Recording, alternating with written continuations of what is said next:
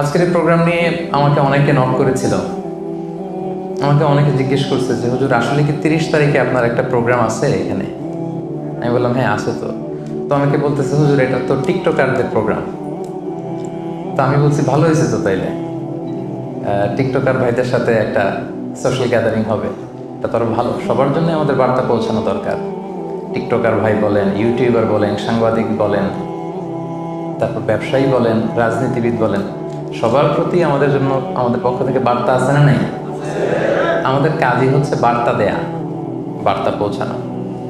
তো টিকটকার বললেই এটা আবার খুব নেগেটিভ সেন্সে নেওয়ার সুযোগ নেই। এটা একটা সোশ্যাল মিডিয়া প্ল্যাটফর্ম। আসলে কোনো প্ল্যাটফর্মকে আমরা কিভাবে ইউজ করি, দ্যাট ইজ দ্য কোশ্চেন। যেমন ধরুন যে ছুরি, নাইফ, যেটা ছুরি, এই একই ছুরি দিয়ে একজন ডাক্তার মানুষের পেট কেটে অপারেশন করে মানুষকে বাঁচায়, আবার একই ছুরি দিয়ে ডাকাত মানুষকে হত্যা করে, ঠিক কিনা? একই ছুরি ইউজ করে ডাকাত মানুষ মারে, একই ছুরি ইউজ করে ডাক্তার পেট কেটে অপারেশন করে মানুষ বাঁচায়। তো ছুরির কোনো দোষ নাই, দোষ হচ্ছে এই ছুরির ইউজার যিনি ব্যবহার করছে। এরকম সব কিছুর ক্ষেত্রে একটা পিস্তল, যারা ডাকাত গুন্ডা বদমাশ এই পিস্তল দিয়ে মানুষ মারে, সন্ত্রাসী করে, আবার এই পিস্তল দিয়ে আইন শৃঙ্খলা বাহিনীর লোকেরা তারা মানুষের নিরাপত্তা নিশ্চিত করে। সো এই যে আর্মস, এই পিস্তল, এই ছুরি, এটার কোনো দোষ নেই, এটার কোনো হাত পাও নেই।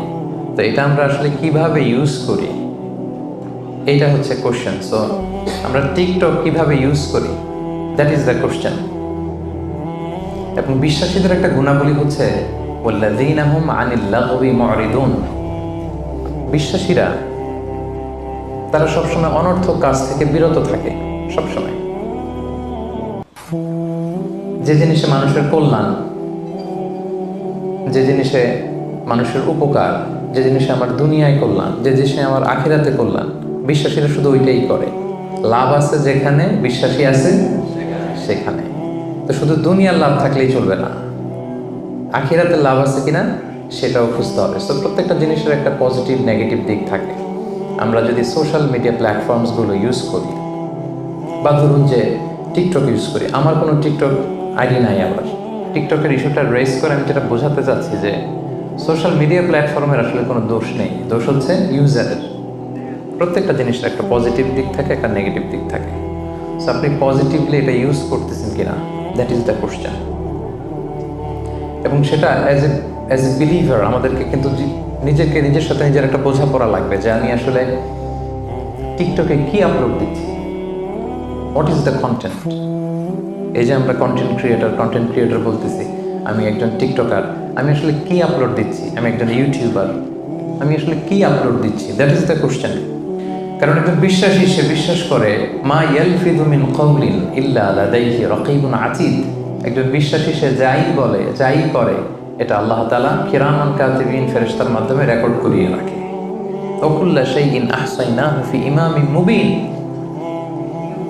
সূরা ইয়াসিন আল্লাহ তাআলা বলছেন ইমামুম মুবিন নামক ভিডিও রেকর্ডারের ভেতরে আমি সব রেখে দেব। সো আপনি টিকটকের ভিতরে কি করতেছেন এটা সেদিন দেখবেন। ইউটিউবের ভিতরে আপনি কি আপলোড দিলেন, অ্যাজ এ কন্টেন্ট ক্রিয়েটর কি কন্টেন্ট গেল আপনার, দ্যাট ইজ দ্য কোশ্চেন। শুধু ওখানেই না, এই সমাজেও কিন্তু সম্মানিত অসম্মানিত হওয়ার ব্যাপার আছে। আপনার কন্টেন্ট দেখে একজন মানুষ আপনার ব্যক্তিত্বকে জাজ করে, ঠিক কি না? একজন মানুষ কেমন, পজিটিভ না নেগেটিভ, তার চলাফেরা, অ্যাটিটিউড, বিহেভিয়ার, এটা কেমন, এটা দেখার জন্য তার সোশ্যাল মিডিয়া হ্যান্ডেলসগুলো একটু তার ফেসবুকে ঘুরে আসলে, একটা ঢুমারলে, তার ইউটিউব অ্যাকাউন্টস থাকলে সেখানে গেলে, তার স্ন্যাপচ্যাট থাকলে, তার ইনস্টাগ্রাম থাকলে, তার টিকটক থাকলে, একটু ঘুরে আসলে আপনি বুঝবেন লোকটা কেমন। খুব সহজ কিন্তু। সো এখানে রিমাইন্ডার হচ্ছে পজিটিভ জিনিস যেন যায়। আমি ঢাকা ট্রিবিউন এবং ডেইলি স্টারের যে নিউজগুলো, এগুলো দেখি, ইংলিশ নিউজ পেপার। আমি কিছুদিন আগে দেখলাম যে TikTok removed more than 2.6 million videos from Bangladeshi content. Bangladeshi content যে তৈরি করে, গত বছরের শেষের দিকে তারা 2.6 মিলিয়ন, দ্যাট মিনস 26 লক্ষেরও বেশি কন্টেন্ট ডাউন করেছে, রিমুভ করেছে। কারণ কি? Rubbish, absolutely rubbish content. কি কন্টেন্ট তারা তৈরি করছে এরা নিজেরাও জানে না। সো এটা তো একজন ইউটিউবারের কাজ হতে পারে না, এটা তো একজন টিকটকারের কাজ হতে পারে না, এটা তো একজন সোশ্যাল মিডিয়া হ্যান্ডেল যারা ম্যানেজ করে বা অপারেট করে, এটা তাদের কাজ হতে পারে না। যে সমস্ত দেশের কন্টেন্ট ডাউন করা হয়েছে এর মধ্যে বাংলাদেশ 7 নম্বরে, মানে এত পরিমাণে বাংলাদেশিদের কন্টেন্ট ডাউন করা হয়েছে। এটা হচ্ছে রাবিশ টাইপের কন্টেন্ট ছিল। সো দুনিয়াতেও কিন্তু বেইজ্জতি আছে না নাই, এটা খেয়াল করবেন। আমি বলছি না যে টিকটকার ভাই যারা আছেন এখানে আপনারা আজে বাজে কন্টেন্ট দেন, এটা আমি বলছি না। অনেকে তো ভালো কন্টেন্ট দেন, আমি সেটাই বলছি আপনাকে। নিজের সাথে একটা নিজের বোঝাপড়া করেন যে আমি যে টিকটকে যে ভিডিওটা আপলোড দিলাম এটা আমার আখিরাতে কতটুকু কাজে লাগবে। এই টিকটকের কন্টেন্টগুলো নিয়ে আপনি কিয়ামতের দিন দাঁড়াবেন, ইউটিউবের ভিডিওসগুলো নিয়ে আপনি কিয়ামতের দিন আল্লাহর সামনে দাঁড়াবেন, এবং আপনার কাছে একটা ডিজিটাল আপনার এন্ড্রোস করা একটা আমলনামা দেয়া হবে, এবং দেখে আপনি বলবেন মা লি হাযাল কিতাবি লা ইউগাদিরু সাগীরাতান ওয়ালা কাবীরাতান ইল্লা আহসাহা। এটা কেমন আমলনামা? ছোট খাটো, ওই যে টিকটক করছিলাম, ওই যে ইউটিউব ভিডিও বানাইছিলাম, ওই যে একজনের একটা গালি মারছিলাম ফেসবুকে কমেন্ট বক্সে ঢুইকা, এটা তো স্বাধীন, এরকম স্বাধীনতা। ঢুকে যাকে ইচ্ছা প্রাইম মিনিস্টারকে গালি দেওয়া যায়, যাকে মনে চায় দাদা আসছে গালি দিচ্ছে, যেহেতু সামনে নাই। সো আপনি যেখানে যে কমেন্টস বসিয়েছেন, যেখানে যে টেক্সট করেছিলেন, যেখানে যেটা বলেছেন, যত কন্টেন্ট আপনি ক্রিয়েট করেছেন, এগুলো সব আপনার আমল নামায় সেদিন তুলে দিবে কে? আওয়াজ করে বলেন, তুলে দিবে কে? সো কিয়ামতের কঠিন ময়দানে আপনি কি কন্টেন্ট নিয়ে দাঁড়াচ্ছেন এটা একটু খেয়াল করবেন।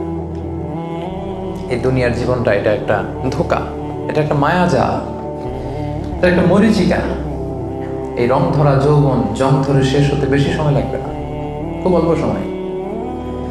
এই যে ইয়াং যারা আছেন, কি ড্যাশিং চেহারা, নাদুস নদুস চকচকে, হ্যাঁ, কি সুন্দর কুচকুচে কালো চুল, থাকবে না এটা একদিন। সো দুনিয়ার এই সামান্য ভোগের সামগ্রীর জন্য আমরা টিকটকে, আমরা ইউটিউবে, আমরা সোশ্যাল মিডিয়া হ্যান্ডেলসগুলোতে যেন কোনো অশোভনীয়, কোনো অশ্লীল, কোনো আজে বাজে কন্টেন্ট যেন আপলোড না দিই। This is my first and foremost reminder tonight.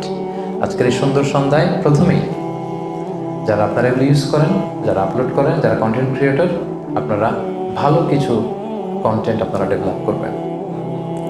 আপনারা এন্টারটেইনমেন্ট করতে চান, okay fine, good and fine, হালাল এন্টারটেইনমেন্ট আপনি আপলোড করবেন। আপনি ভাববেন কিভাবে একটা হালাল এন্টারটেইনমেন্টকে প্রমোট করা যায়, কিভাবে একটা ইসলামের কথাকে সুন্দরভাবে তুলে ধরা যায়, কিভাবে শিক্ষণীয়, এডুকেশনাল, শিক্ষণীয়, মোটিভেশনাল, সোশ্যাল, যেটা মানুষের উপকার করবে, এরকম কন্টেন্ট কিভাবে দেয়া যায়।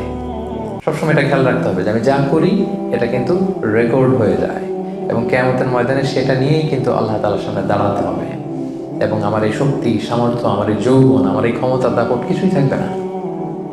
1 সেকেন্ডও লাগে না এটা আল্লাহ থামিয়ে দিতে, ঠিক না?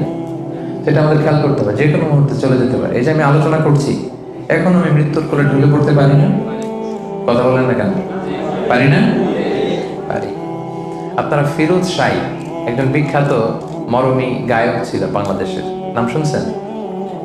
ওনার একটা বিখ্যাত গান আছে, 1 সেকেন্ডের নাই ভরসা, ভঙ্গ হইবে রং তামাশা, চক্ষু মুদিলে হায়রে দম ফুরাইলে। শুনছেন না এটা আপনারা?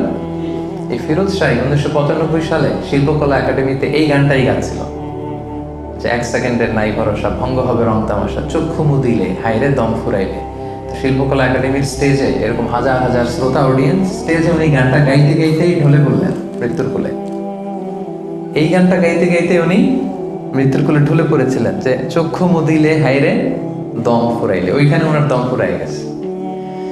সো কে কখন আমরা চলে যাব সম্মানিত ভাইয়ের, আমরা এটা জানি না, এবং সেটা হচ্ছে ধ্রুব সত্য যে আল্লাহর সুপ্রিম কোর্টের কাঠগড়ায় আমাদেরকে দাঁড়াতে হবে। কি টিকটক বানালাম, কি ইউটিউব বানালাম, কি কমেন্টস করলাম, কি বক্তব্য দিলাম, কাদের সাথে মিশলাম, আমার অ্যাক্টিভিটি কি ছিল, আল্লাহর সুপ্রিম কোর্টের কাঠগড়ায় পাই টু পাই কিন্তু হিসাব দিতে হবে, সব হিসাব দিতে হবে। সো আমার প্রথম রিমাইন্ডার হচ্ছে আমরা যেন কল্যাণের পথে থাকি, আমরা যারা সোশ্যাল মিডিয়া হ্যান্ডেলস ইউজ করি আমরা যেন প্রপারলি এটা ইউজ করি, শিক্ষণীয়, শোভনীয়, মার্জিত, ভদ্র, এরকম কন্টেন্ট যাতে আমরা ইউজ করি। পারা যাবে তো ইনশাআল্লাহ? কে কে টিকটক ইউজ করেন করেন না আমি আর হাত তোলালাম না, আমরা অনেকেই করি না, that's up to you, it's not my business. But এই রিমাইন্ডারটা দেওয়া এটা আমার রেসপন্সিবিলিটির মধ্যে পড়ে। এজন্য এই বার্তাটা দিলাম সম্মানিত ভাইয়ের। আজকেই একটু নিজের সাথে বোঝাপড়া করেন যে আমার কন্টেন্টগুলো কেমন, শিক্ষণীয়, শোভনীয়, শ্লীল, ভালো, মার্জিত, ভদ্র। যদি হয় ফাইন। আর যদি এরকম কন্টেন্ট আমাদের না থাকে সোশ্যাল মিডিয়া হ্যান্ডেলসগুলোতে, একটু যেন নিজের সাথে বোঝাপড়া করি, একটু বোঝাপড়া করেন নিজের কাজের জন্য, যেন আমরা আল্লাহর কাছে লজ্জিত হই। আমরা সবাই পাপী, কুল্লুকুম খাত্তাউন ওয়া খায়রুল খাত্তাইনা আত-তাওয়াবুন, সবাই পাপী। আর পাপীদের